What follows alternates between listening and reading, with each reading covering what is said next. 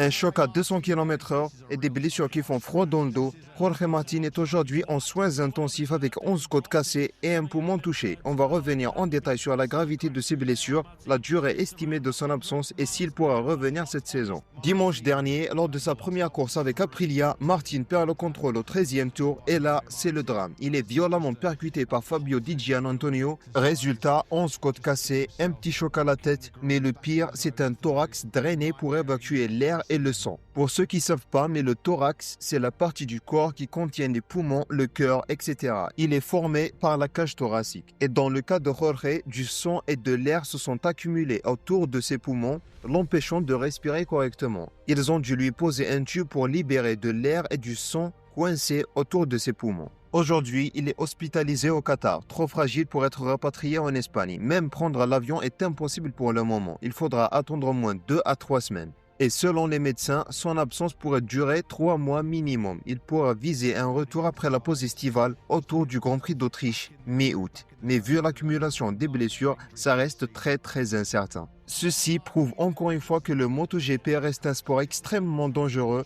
et qu'on ne doit jamais rire ou célébrer de la chute de quelqu'un car on ne sait jamais comment ça peut se finir.